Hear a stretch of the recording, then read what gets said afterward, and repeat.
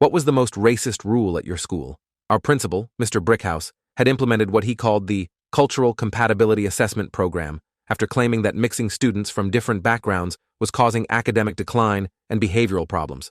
The program used DNA testing, family ancestry research, and psychological profiling to determine which students were culturally compatible with rigorous academic expectations versus those who needed alternative pathways better suited to their genetic heritage. My name is David Park, and I spent 4 years at Riverside Academy, where your genetic makeup and cultural background determined not just what classes you could take, but how you were disciplined, what opportunities you received, and whether administrators even considered you capable of academic success. The program began during my freshman year when Brickhouse hired Dr. Vincent Caldwell, a psychologist who claimed his research had proven that different ethnic groups had evolved distinct learning styles and behavioral patterns that required specialized educational approaches. Caldwell had been dismissed from 2 universities for publishing fraudulent research, but Brickhouse presented him as a visionary scientist who would revolutionize education through precision cultural matching. Every incoming student was required to submit DNA samples along with detailed family history forms documenting their ancestry, immigration patterns, religious practices, and what Caldwell called cultural values indicators. Parents paid a mandatory $750 assessment and placement fee that funded Caldwell's research lab and consulting contract, believing they were investing in personalized education for their children. Based on these assessments, students were sorted into 5 cultural learning tracks that supposedly matched teaching methods to genetic predispositions and ancestral learning traditions. The system wasn't explicitly racial, but the patterns were unmistakable to anyone paying attention to which students ended up where. Heritage Track Alpha was reserved for students with predominantly Northern European ancestry and family histories showing multiple generations of higher education. These students received access to all advanced placement courses, small class sizes with master teachers, and comprehensive college preparation including SAT tutoring and application assistance. Heritage Track Beta included students with Eastern European, Mediterranean, or mixed European backgrounds, particularly those with Jewish ancestry. They could access most AP courses, but faced subtle discouragement from pursuing certain subjects that Caldwell claimed weren't aligned with their cultural learning preferences.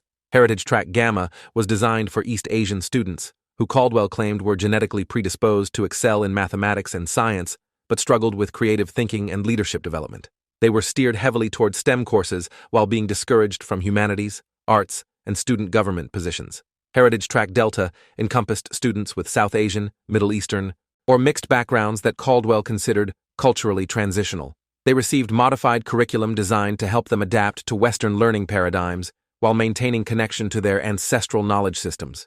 Heritage Track Epsilon included students with African, Latino, Pacific Islander, or Native American ancestry, who were automatically enrolled in culturally responsive programs that emphasized practical skills, community service, and what Caldwell euphemistically called heritage-appropriate career preparation. My DNA results showed 80% Korean ancestry and 20% European background, placing me in Heritage Track Gamma despite my strong performance in all subjects. The classification meant I could take advanced math and science courses, but was blocked from AP History, English Literature, and student leadership roles because Caldwell claimed my genetic background made me unsuitable for subjects requiring cultural nuance and creative interpretation. The daily impact of track assignment was profound and demoralizing. Each track had different colored ID badges, separate lunch periods, and designated areas of the campus where students were expected to spend their free time. The physical segregation was justified as creating culturally comfortable learning environments that would help students thrive within their genetic parameters. Heritage Track Alpha students ate in the main cafeteria with the best food options and newest furniture, while Epsilon students were relegated to a basement facility with vending machines and folding tables. The message was clear. Your genetic background determined not just your academic opportunities, but your basic comfort and dignity within the school. The psychological manipulation was sophisticated and cruel. Caldwell would meet regularly with students from lower tracks, explaining that accepting their cultural limitations was a sign of maturity and self-awareness. He convinced many students that wanting to exceed their track assignments indicated dangerous delusions that could lead to academic failure and psychological breakdown. David, your Korean heritage gives you natural advantages in analytical thinking, he told me during a mandatory counseling session. But trying to compete in areas that require Western cultural intuition will only frustrate you and limit your success in your areas of genetic strength. When I requested enrollment in AP American History, having earned the highest grade in regular history class, Caldwell denied the application based on my cultural learning profile. He explained that Asian students typically struggled with the subjective interpretation required for advanced humanities courses and that pushing beyond my genetic capabilities could trigger anxiety and academic regression. The most disturbing aspect was how the program recruited teachers to enforce cultural stereotypes through supposedly scientific protocols. Faculty received training on genetic learning indicators that taught them to interpret identical student behaviors differently based on heritage track assignments. Asian students who asked detailed questions were displaying obsessive perfectionism that needed behavioral correction, while Alpha students were showing intellectual curiosity, deserving encouragement. Latino students who formed study groups were creating cultural resistance networks, requiring intervention, while Alpha students were developing leadership skills, worthy of recognition. My best friend, Michael Torres, was assigned to Heritage Track Epsilon based on his Mexican ancestry and his father's employment as a construction worker. Despite maintaining straight A's in all subjects, Michael was automatically enrolled in practical mathematics and community leadership courses instead of calculus and advanced placement classes. When Michael's parents requested his transfer to more challenging courses, Caldwell explained that pushing Latino students into culturally incompatible academic programs typically resulted in failure and behavioral problems. He recommended that Michael focus on developing his natural interpersonal skills and hands-on learning abilities rather than pursuing abstract academic subjects that weren't aligned with his heritage. The differential discipline system was equally racist and systematic. Alpha students who violated rules received counseling and growth opportunities, while Epsilon students faced immediate suspension and mandatory behavioral modification programs for identical infractions. When Alpha student Brad Wilson was caught cheating on a chemistry exam, he received tutoring support and a second chance to retake the test. When Michael was accused of the same violation based on similar answer patterns, he faced automatic suspension and enrollment in anger management classes for what Caldwell called culturally influenced disrespect for academic integrity. The language used to justify these disparities was carefully constructed to sound educational rather than discriminatory. Caldwell published monthly reports about cultural intervention success rates and heritage-appropriate academic outcomes that portrayed the tracking system as innovative pedagogy rather than systematic racism. Students performing within their cultural parameters demonstrate improved behavioral stability and academic satisfaction, read one of his research summaries. Cross-cultural academic placement creates psychological stress that manifests as antisocial behaviors and learning disabilities. The college preparation process became completely corrupted by heritage tracking. Alpha students received comprehensive SAT preparation, college application assistance, and recommendation letters emphasizing their leadership potential and academic versatility. Epsilon students were steered toward community colleges and trade programs, regardless of their grades or aspirations. When I requested information about competitive universities, the guidance counselor explained that Asian students typically performed better at technical institutions that matched their cultural learning style. She recommended against applying to liberal arts colleges, claiming that the cultural environment would be challenging for someone with my genetic background. The social engineering was deliberate and effective. Students began internalizing the program's racial classifications, with Epsilon students accepting academic limitations as genetic reality, while Alpha students developed superiority complexes about their cultural advantages. Dating and friendships across heritage tracks became actively discouraged through administrative intervention. Students caught spending time with members of different tracks faced questioning about their motivations and warnings about the cultural confusion that could result from inappropriate social mixing. The breaking point came during my junior year when I discovered that Caldwell had been falsifying research data to support his cultural tracking system. While helping in the school library, I found copies of his published papers that cited studies that didn't exist and quoted researchers who had actually denounced his work. The fabricated research included claims that Korean students had genetic mutations that made them incapable of creative thinking, that Latino students had inherited tribal decision-making patterns that interfered with individual academic achievement, and that African Americans carried warrior genes that predisposed them to violence and academic failure. I started photographing the fraudulent documents and researching the legitimate scientists whose work Caldwell had misrepresented. What I discovered was a systematic pattern of academic fraud designed to justify racial segregation through pseudoscientific theories about genetic learning differences. The real breakthrough came when I found emails between Caldwell and white supremacist organizations discussing the implementation of race-realistic education in American schools. The correspondence revealed that Riverside Academy was a pilot program for a nationwide effort to reintroduce segregation through genetic testing and cultural compatibility assessments. Armed with this evidence, I approached my parents about challenging the heritage tracking system. They were initially reluctant, worried about jeopardizing my academic standing, but became furious when they saw proof that the program was based entirely on fabricated research and racist ideology. We contacted the ACLU, who immediately recognized the constitutional violations inherent in genetic-based educational tracking. Attorney Sarah Washington took our case pro bono and began building a comprehensive challenge to the entire cultural compatibility program.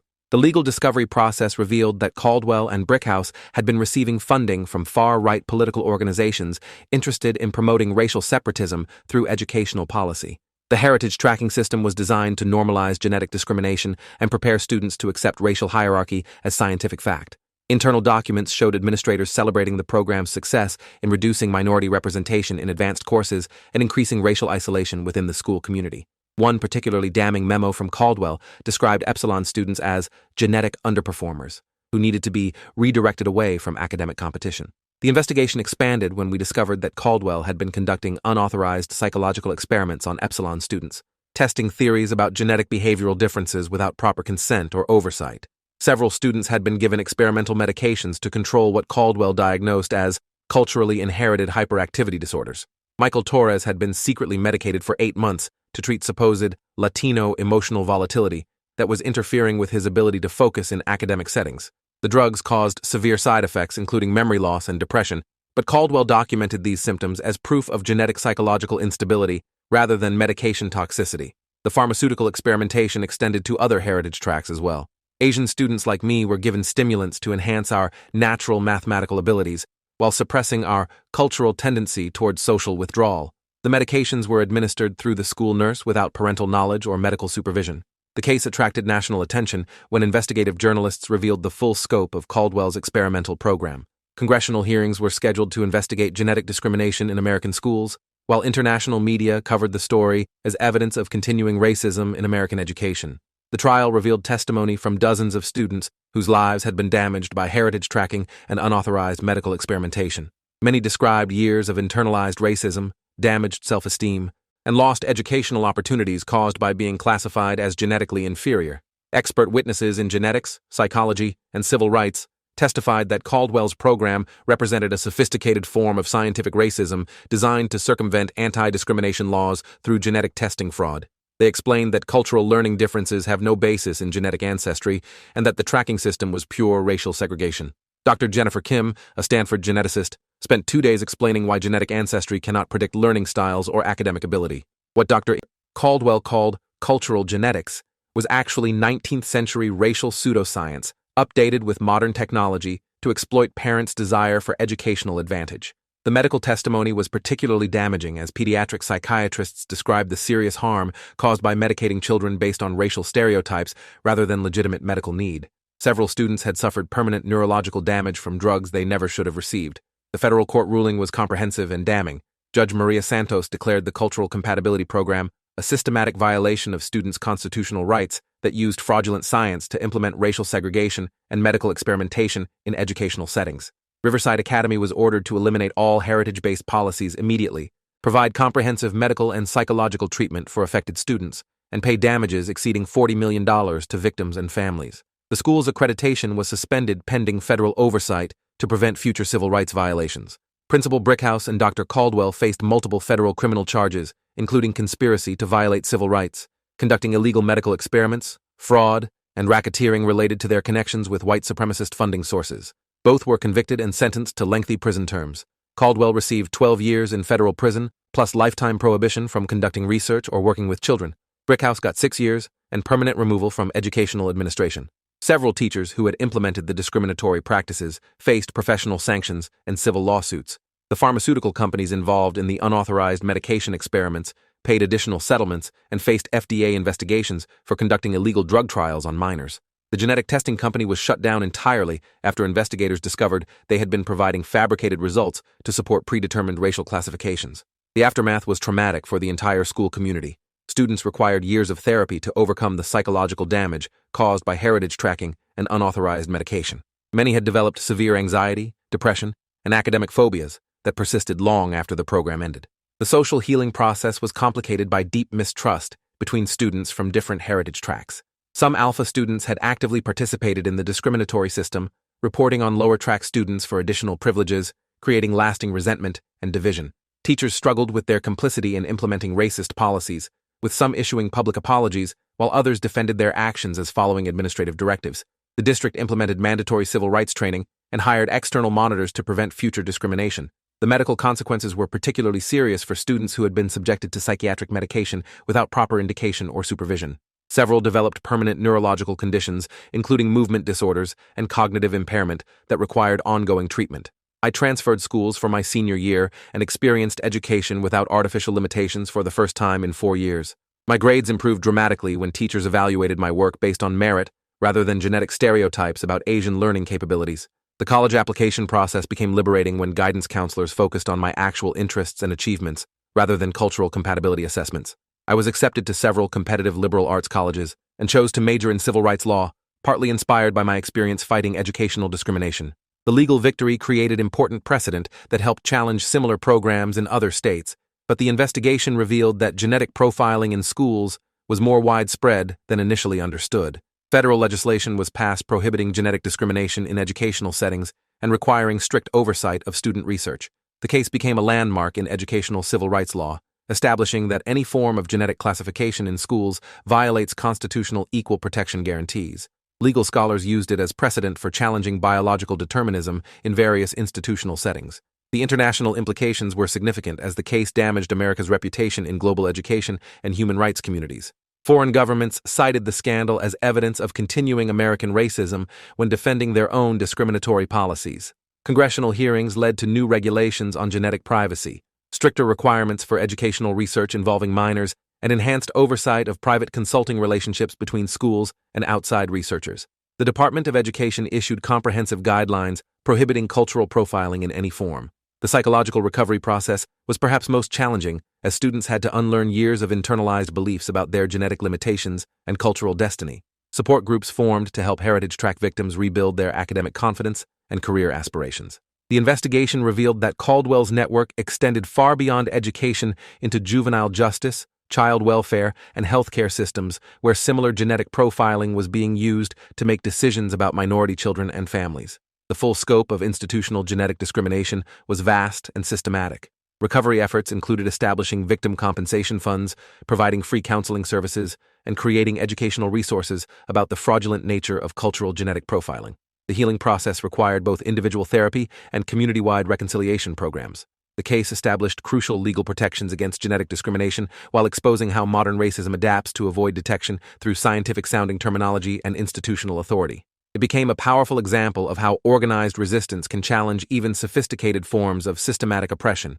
The experience taught me that fighting institutional racism requires understanding both its historical continuities and contemporary innovations, recognizing how old prejudices get repackaged in new scientific language to maintain social acceptability while preserving discriminatory impact. The Cultural Compatibility Program represented the intersection of multiple forms of exploitation: educational segregation, medical experimentation, research fraud, and commercial profiteering, all wrapped together under the guise of personalized learning based on genetic heritage. The long-term impact extended beyond immediate victims as the case influenced national conversations about genetic information, educational privacy, and the relationship between science and discrimination. It served as a warning about the dangers of biological determinism in institutional decision-making.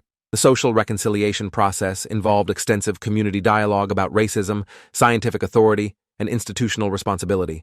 Many relationships were permanently damaged by the systematic deception, but some healing occurred through sustained efforts at restorative justice and mutual understanding. The legal precedent became a powerful tool for civil rights attorneys challenging genetic discrimination in employment, housing, insurance, and law enforcement contexts. The ruling's broad language about genetic classification provided protection across multiple sectors of society. But the most shocking revelation came during Caldwell's sentencing, when FBI investigators disclosed he had been selling students' genetic profiles to foreign intelligence agencies and private military contractors interested in identifying potential assets and security risks among American youth. Then, investigators discovered that Caldwell had been coordinating with similar programs in 6 other countries, creating an international network of genetic surveillance disguised as educational research. 6 months later, federal raids shut down the entire operation, but thousands of students' genetic data had already been compromised and sold to unknown buyers worldwide.